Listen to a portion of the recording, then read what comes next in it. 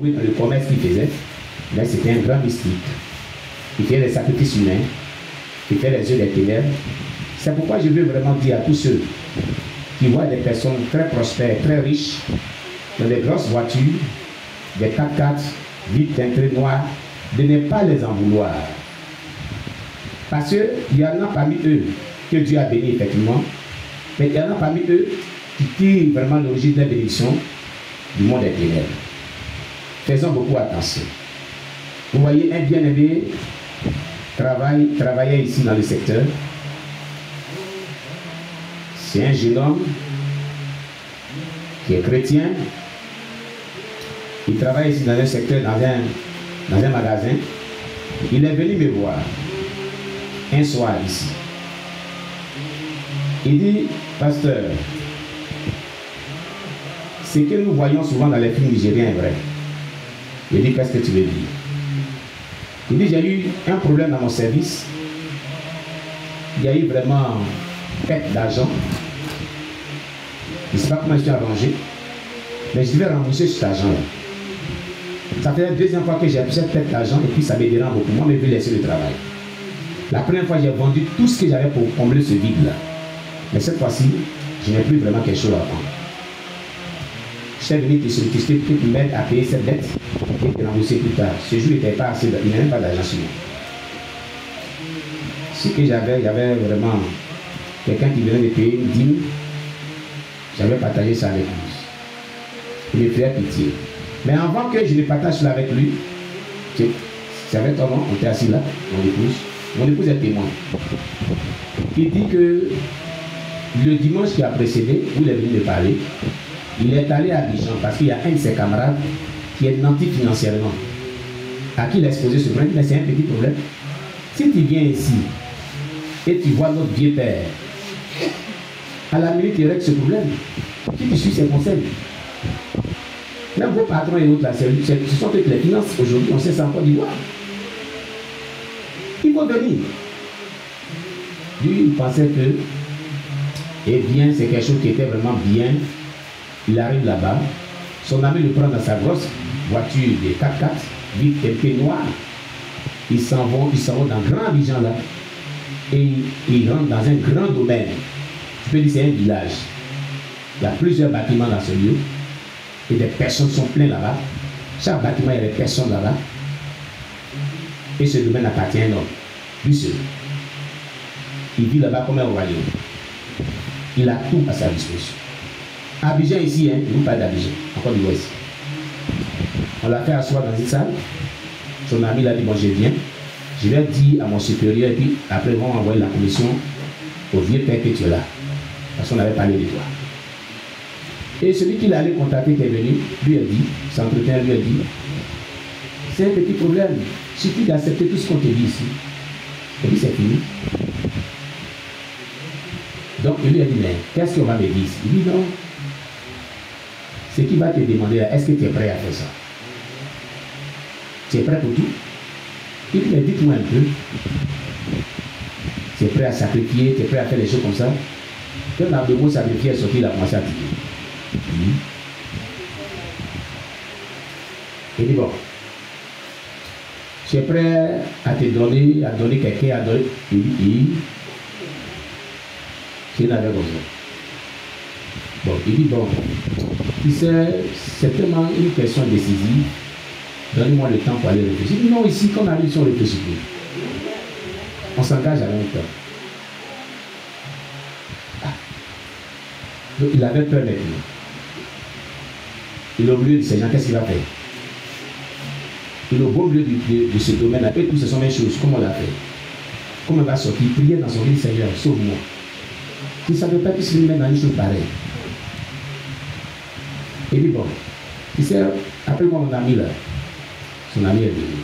Il sait que tu le connais. Quand il fait quelque chose, je le fais. Moi, je suis prêt. Il dit pas non. Mais dans un petit temps, je vais réfléchir. C'est moi qui suis venu, il dit qu'il y a un voyage de Gaïmoisi de Nice. Donc, donne-moi tout petit temps. Tout de suite, je reviens. Ils sont regardés jusqu'à un jour, en tant que Makaga Ranzi, ils sont là. Sans faire ce sacrifice. Le sélection, les gars, je te dis bon. Comme tu dis, c'est pour aller tout de suite venir, il n'y a pas de problème. Il dit, quand elle est sortie de là, hey, la première voiture qu'il a arrêtée, il faut que tu m'amènes dans ce lieu où tu veux. Il faut que tu m'amènes de ce lieu, là où tu m'envoies, je suis prêt.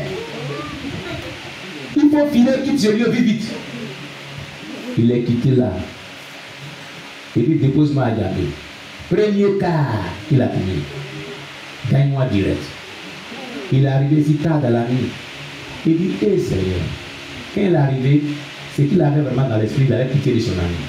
Il a tout à sa disposition. Hein. Son ami a construit des maisons, il a beaucoup l'argent. Mais c'est les gens qui ont sacrifié des personnes, qui ont fait des pactes sataniques. C'est ce qu'il a compris. Donc, il disait que ce qui se passe souvent dans les films nigériens qu'on voit là, les films où les gens sacrifient les gens pour tuer, les gens pour avoir de la richesse. Il dit, papa, ici, parti, j'ai vu ça dans mes collections. C'est à Abidjan aussi. Les gens qui voyaient les grosses voitures là, ce n'est pas tous qui sont vraiment corrects. Mais faire beaucoup attention. Alléluia. Qu'il restait un peu, les gens allaient m'abominer dans cette œuvre. Mais Dieu m'a sauvé. Et me voici ici. Alléluia. Amen. Que le nom de Dieu soit béni. Alors, Mathieu Bajoko a été sacrifié par son cousin, par l'argent empoisonné, l'argent embouté. La dernière fois, il partait vraiment à l'école et puis il y avait l'agent de la minérale, même pas quelque chose, ils ont les thèmes là, qui devait payer pour son inscription. Il avait l'argent sur lui, hein, il pouvait bien payer.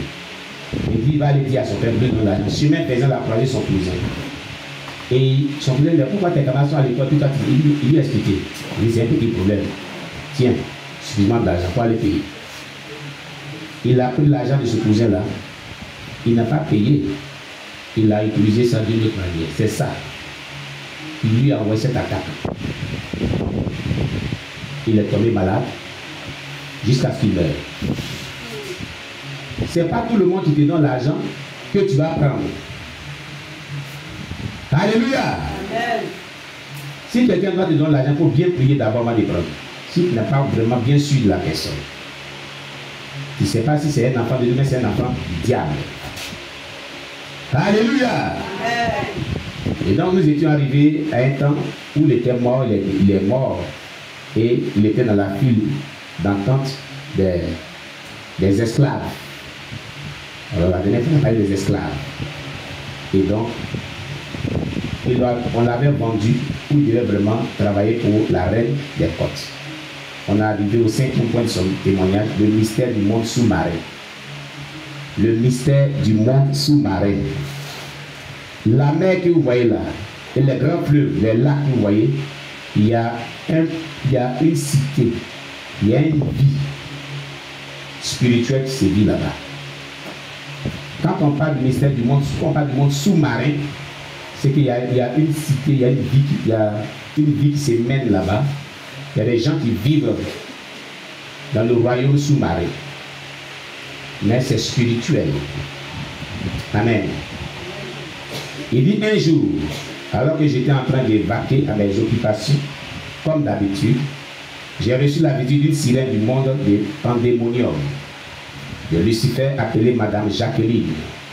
Elle était venue à la surface de la terre pour inspecter les entreprises et les industries du monde de l'obscurité dans la région. Elle inspecta mon magasin en quelques secondes. Elle me proposa de m'envoyer en tant que son serviteur. Et elle me demanda de la rejoindre dans le monde sous-marin où elle habite. Elle me dit, votre travail ici sur la terre est terminé. Dès maintenant, vous allez travailler comme mon garde du corps dans le monde des eaux. Le lendemain, elle vint avec la personne qui devait me remplacer et je lui remis la clé. Le jour où je devais aller au royaume sous-marin fut arrivé. Nous étions dans un groupe de 4. Nous étions tous des esprits servants dans les magasins des agents de Satan dans la ville. Il était un revenant. Un revenant. Et à propos du révérend, ici à Gagnoua, moi, ma femme a mangé riz gras des révérentes ici.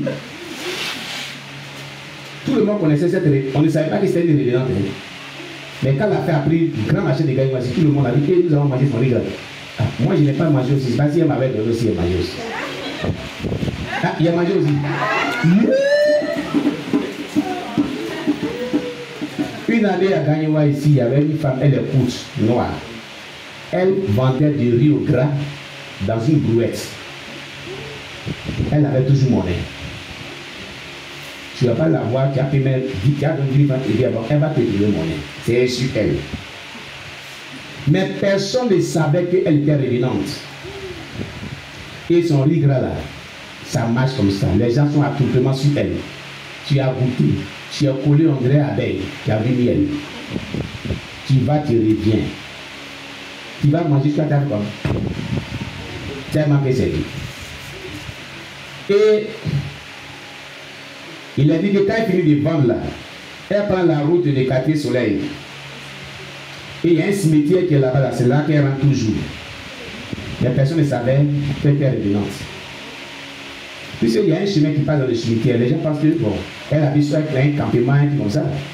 Déjà, c'est une révérente. Elle disparaît dans le cimetière. Un jour, pendant qu'elle vendait, alors qu'elle était ghanéenne, sa soeur ghanéenne, qui ne savait pas que sa soeur qui a décidé au Ghana qu'ils ont enterré, c'était elle qui était là, qui était dans le ventre. Elle a gagné, elle est quitté au funérailles de cette dernière là, elle a gagné. Et puis, pendant qu'elle vendait, elle arrive de loin. Mais c'est pas ma soeur là.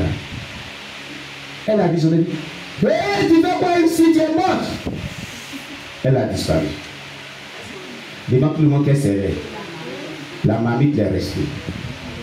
Rigral est resté. Ça s'est passé à Gagnoua ici. Maman dit, tu es au courant de cette histoire, non? Tu as mangé aussi Rigral aussi. Ah, ce jour-là même, tu étais là quand elle a disparu là. Ah. Ah ah. La mamite là est restée. Rigral est resté dedans. Quand sa soeur a dit, son auteur dit, tu fais quoi ici, tu es morte là? Elle a disparu. Devant tout le monde a gagné au grand marché ici.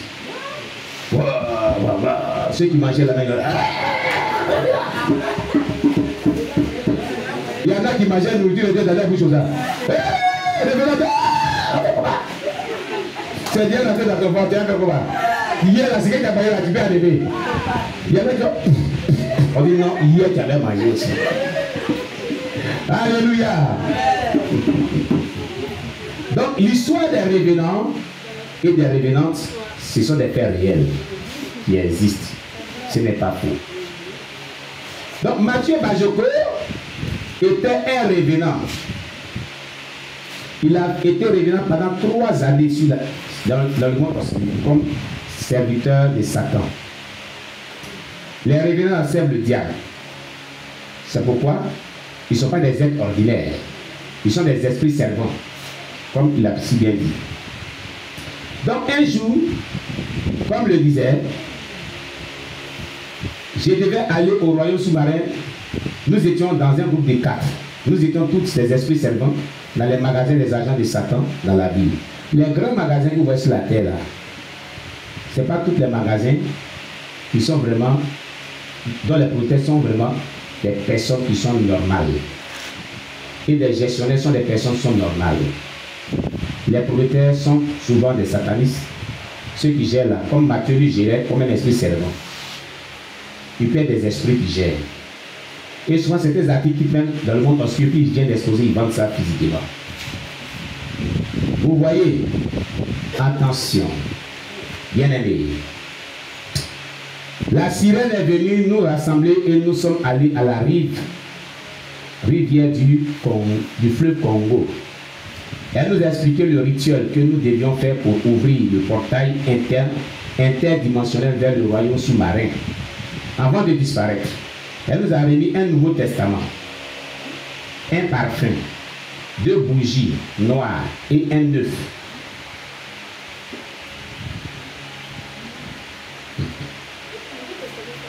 Je reprends. Elle nous est